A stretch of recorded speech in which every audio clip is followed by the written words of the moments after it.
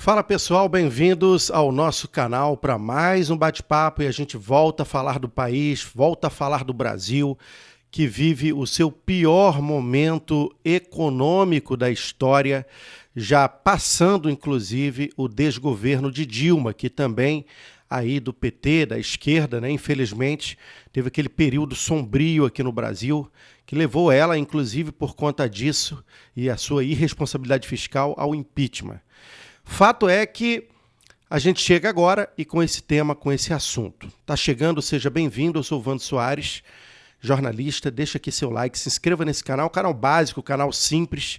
A nossa ideia é sempre ter um bate-papo com vocês, nada além disso. É sempre bom ter esse bate-papo, trazer um assunto, um tema e estar pautando o Brasil conforme deve ser, com transparência, com clareza, com um vislumbrar futuro. Afinal de contas, precisamos saber o dia de amanhã, porque o dia de hoje é tão importante quanto o dia de amanhã, principalmente quando a gente trata dos principais assuntos, né, que relacionam a nossa vida, a nossa estabilidade e da nossa família. Dito isto, vamos ao ponto. Bom, eu até fiz aqui algumas anotações, eu quero falar um pouco das estatais. No último vídeo a gente falou aí dos Correios, e as estatais teve o seu pior desempenho das empresas desde que o Lula assumiu em janeiro do ano passado, 2023, já que eu estou gravando esse vídeo dia 29, né, gente? A gente aí está para virar o ano ainda. Mas as estatais teve esse pior desempenho, e o que me assusta é que todas essas estatais vinham dando lucro, né? A gente fala sempre aqui, as estatais davam lucro. Então, eu tenho aqui números apurados, inclusive hoje por mim, de 4,5 bilhões em déficit. O pior momento vivido, gente, da história das estatais, a gente está vivendo agora. Infelizmente, né? Não só os Correios dando aí prejuízos enormes, e a gente vê empresas, né?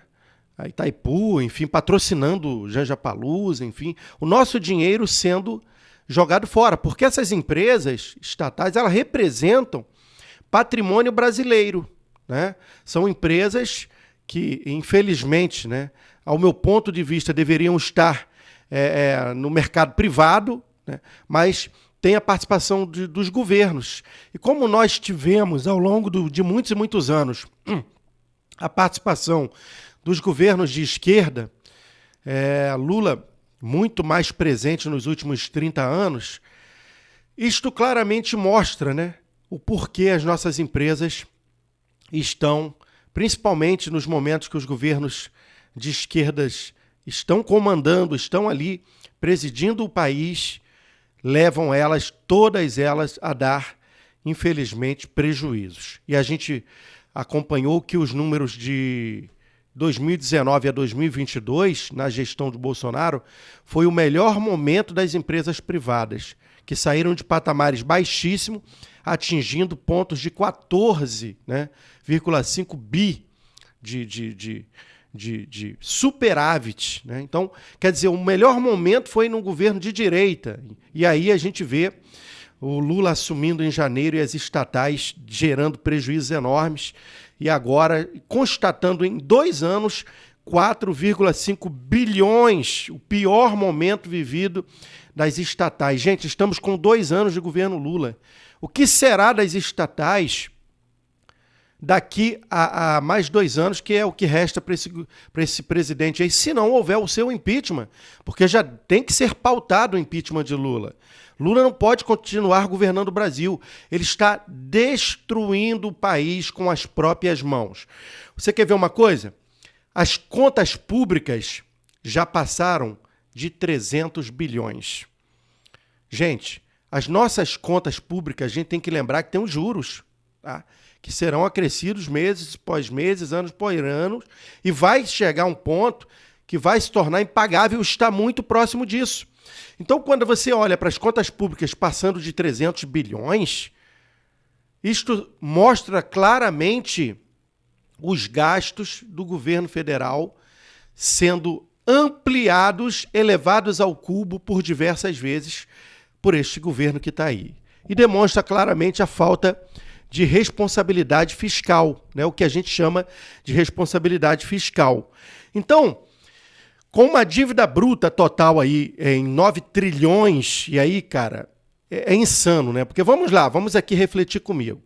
Quando o Lula assume o Brasil em 2023, dia 1º de janeiro, o Brasil tinha uma dívida acumulada de anos e anos aí da esquerda, enfim, de 3 trilhões. Vocês estão entendendo o que eu estou dizendo aqui? 3 trilhões. 2 anos, ele conseguiu elevar a dívida para 9 trilhões. Vocês estão entendendo os números? 2 anos, 9 trilhões. Nós tínhamos 3 trilhões em anos e anos e anos e anos que o governo de esquerda passou, né? E que acumulou essa dívida aí enorme. Nós tínhamos 3 trilhões. 2 anos de governo Lula, elevamos a dívida para 9 trilhões. Que é aí o que significa, né, 78,6% do PIB, que é a soma de tudo que se arrecada no Brasil, né, que é o Produto Interno Bruto, né, o PIB, o nosso país se aproximando dessa situação de risco iminente, porque a gente sabe muito bem que se chegarmos a 94%, estamos em 78%. Para chegar nos próximos 2 anos aí a 94%, não demora muito não. Vamos entrar num processo de irrecuperação. Ou seja, o Brasil, por conta até dos juros compostos, não vai conseguir mais pagar suas contas, suas dívidas internacionais, vai entrar no descrédito. E isso aí o que vai gerar? Fome, miséria e desespero. Como se não já houvesse. Para um governo que está aí e que mente. Por exemplo, a gente viu aí a Tebet recentemente falar que o governo Lula vem tirando 35 milhões de pessoas da pobreza. Onde que está acontecendo isso? Se você vai para o Nordeste do Brasil, aquelas pessoas que estão tendo aí, inclusive o Bolsa Família cortado, né? BPC. Gente, vamos combinar. Ah, mas aí que o BPC agora a direita conseguiu reverter. Sim, lá o Congresso recebeu muita pressão para tirar o BPC, tirar aí esses cortes dentro para essas pessoas que são menos favorecidas e que são dependentes desses serviços aí que são oferecidos pelo programa de governo federal ao longo dos anos, que é Bolsa Família, enfim, e o BPC. Então, assim, se nós em 2 anos chegamos de 3 trilhões a 9 trilhões, o que significa dizer? Em 2 anos, com os mesmos modus operantes que o governo vem fazendo aqui no país, nós podemos chegar no risco fiscal iminente e aí vai gerar aquela insegurança total. E olha, quando os países chegam nesse patamar, é muito difícil de se resgatar. Então, o Brasil vive, e aí muita gente não está abrindo os olhos para isso, o seu pior momento econômico da história de todos os tempos, senhoras e senhores. Eu já, inclusive, ouvi várias pessoas, até do mercado financeiro e economistas, afirmando, né, que até aquele vídeo, né, que roda pela internet, aí, o Lula dizendo que iria acabar, que ia destruir o Brasil, está cumprindo a sua promessa. Ele está cumprindo a sua promessa na risca. Agora, a dívida era de 3 trilhões. Chegar a 9 tri é brincadeira em 2 anos. Agora, o aumento da carga tributária para o consumidor final, para o trabalhador, para você e para mim, é uma das maiores covardias. A gente viu, por exemplo, no governo Bolsonaro, de 2019 a 2020, e se você não estiver acreditando no que eu estou falando, pesquise, leia, se informe. O Brasil teve a maior redução exatamente da carga tributária. O governo federal, na época, Bolsonaro, trabalhou para fazer a redução da carga tributária e conseguiu. E olha, enfrentando uma pandemia que durou ali de 20 a 21, tá? Quase 2 anos, terríveis. Imaginem se fosse agora. Imaginem, senhoras e senhores, se essa pandemia, Deus sabe todas as coisas, né? Se fosse agora, o que seria da nossa população? Então, tivemos aí a mídia contra, até hoje né, os grupos de comunicação aí, a gente sabe, os jornalistas, né, que trabalham contra o povo, trabalham contra a nação, gerando desinformação 24 horas por dia em seus canais ali, que não tem audiência a mais, porque o povo não é bobo, tá? O povo não é bobo e não vai cair nessa falácia da rede bobo de televisão. Então, como eles estão ali com a audiência baixíssima e falam ali apenas para a sua própria bolha, esta ainda é a nossa salvação. Porque temos as redes sociais. E é por isso que o governo federal é tão contra as redes sociais e quer censurar aí as nossas plataformas, como esta, por exemplo, aqui, que a gente está trazendo de uma maneira democrática o nosso ponto de vista, dentro de um cenário técnico, obviamente, observando ponto a ponto, e, claro, com fontes baseadas em fatos. Né? Tudo aqui que eu estou falando está exposto claramente aí nos principais veículos de informação de economia, de economistas, enfim, tudo isso você pode confirmar. Então, o mercado de capitais ele vem sendo atacado pelo governo. A gente sabe que os governos de esquerda eles não gostam do mercado de capital. E se a gente analisar, em países governados pela esquerda, os países mais miseráveis, mais pobres, são aqueles países que não têm mercado de capital. Ou seja, não tem bolsa de valores, não tem investidores. E por que eles não gostam? Porque o mercado de capital ele abre a oportunidade para qualquer pessoa sair do estado de miséria para um patamar mais elevado. Através de quê? De investimentos. Gente, investimentos, juros compostos, inclusive, tem uma frase que diz o seguinte, de um dos maiores especialistas que me fugiu o nome agora, que ele diz o seguinte, especialistas em economia, óbvio, ele diz o seguinte, que os juros compostos é a 8ª maravilha do mundo, porque é ele que gera riqueza. E o mercado de capital, ele gera riqueza. Muita gente fala, eu perdi dinheiro na Bolsa de Valores. Sim, qualquer um está exposto a perder dinheiro na Bolsa de Valores, assim como qualquer um está também ganhando dinheiro na Bolsa de Valores.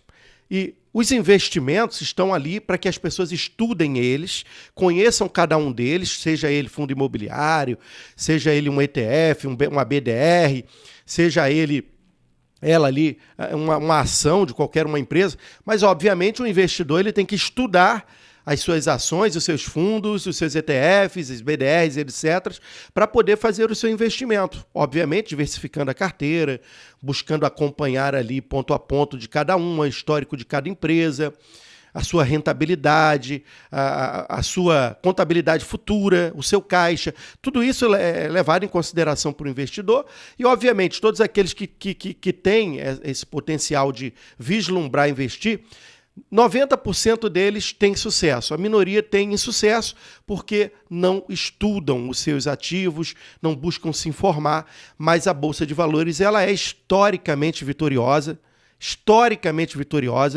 então eu digo claramente aqui que o governo ataca o mercado de capitais, culpa a Faria Lima, muita gente não sabe quando a gente fala em Faria Lima, fala de investidores, pessoas que estão aí fomentando o mercado das empresas, enfim, dos imóveis, enfim.